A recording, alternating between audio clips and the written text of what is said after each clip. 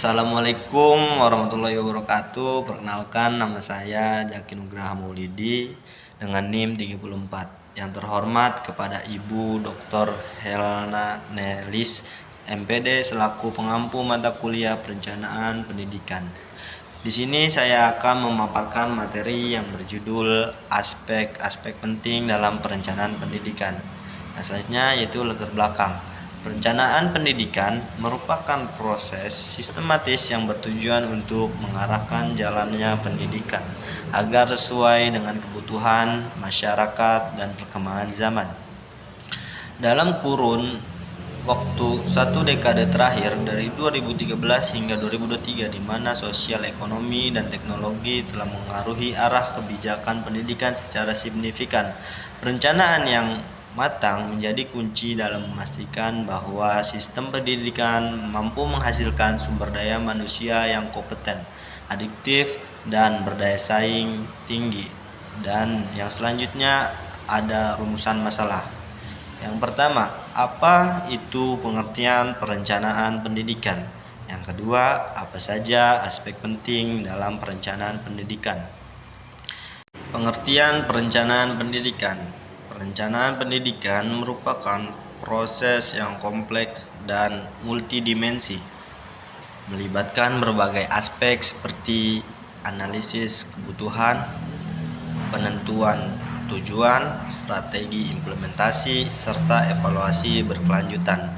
Menurut Ramadan, penting dalam perencanaan pendidikan meliputi relevansi kurikulum, ketersediaan tenaga pendidik, sarana dan prasarana, serta dukungan kebijakan dalam konteks Indonesia.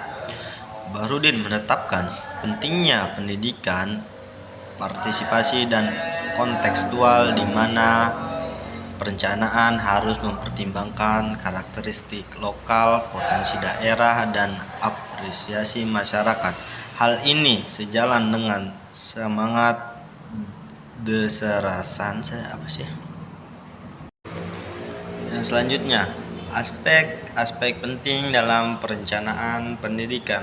Yang pertama, aspek kebutuhan dan analisis data. Perencanaan pendidikan yang efektif harus dimulai dengan analisis kebutuhan yang akurat. Ini mencakup proyeksi jumlah peserta didik, kebutuhan tenaga pendidik, dan tren demografi wilayah. Ramadhani menekankan bahwa perencanaan berbasis memungkinkan pengambilan kebijakan, menyusun strategi yang sesuai dengan kondisi nyata di lapangan. Tanpa analisis kebutuhan yang tepat, kebijakan pendidikan beresiko tidak relevan dan tidak menjawab persoalan mendasar. Dan yang kedua, ada aspek kurikulum dan relevansi materi.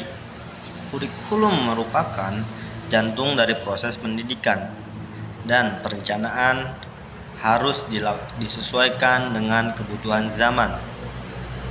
Dan Bahrudin mengatakan bahwa kurikulum yang relevan harus mampu mengembangkan potensi pendidik secara holistik, mencakup aspek kognitif, afektif, dan psikomotorik.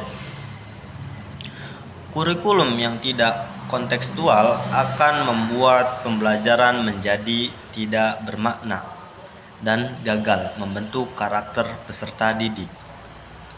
Dan yang selanjutnya, aspek yang ketiga, yaitu aspek teknologi dan digitalisasi.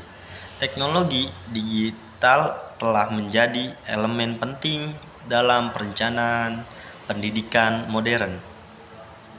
Mufif dan Permana menunjukkan bahwa platform seperti Merdeka mengajarkan bukan hanya alat bantu, tetapi juga pilar utama dalam membangun pendidikan yang lebih baik di Indonesia.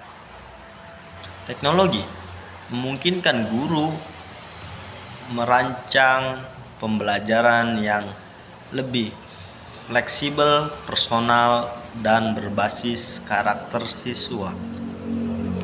Dan yang selanjutnya yaitu aspek yang keempat,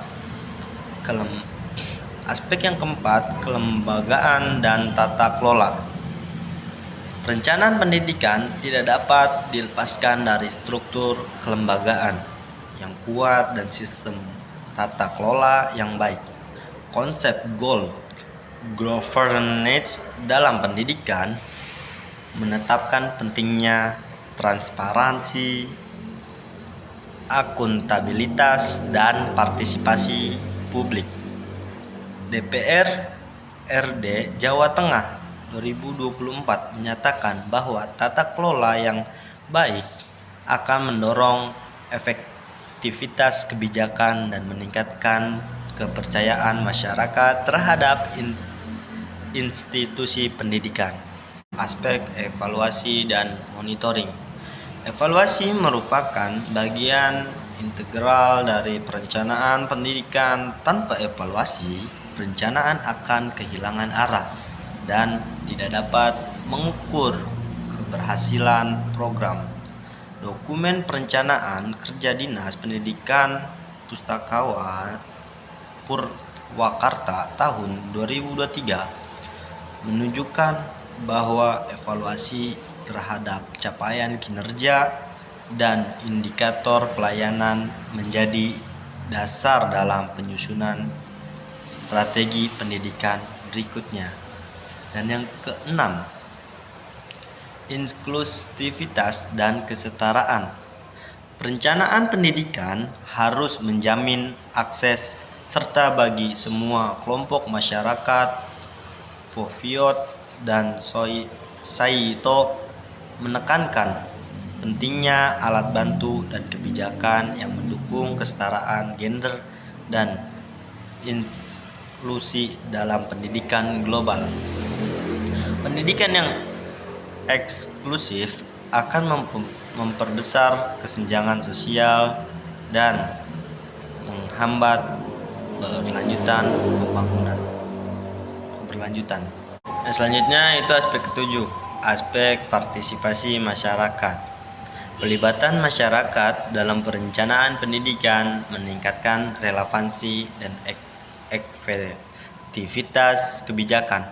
Bahrudin menyatakan bahwa pendekatan partisipatif memperkuat rasa memiliki terhadap program pendidikan yang dirancang. Masyarakat yang dilibatkan akan lebih mendukung pelaksanaan program dan berkontribusi dalam pengawasan. Dan yang selanjutnya aspek yang tidak kalah penting yaitu aspek ke-8, aspek keuangan dan pembiayaan. Perencanaan pendidikan harus memperhitungkan sumber daya keuangan yang tersedia. Tanpa alokasi anggaran yang memadai, program pendidikan tidak dapat dijalankan secara optimal.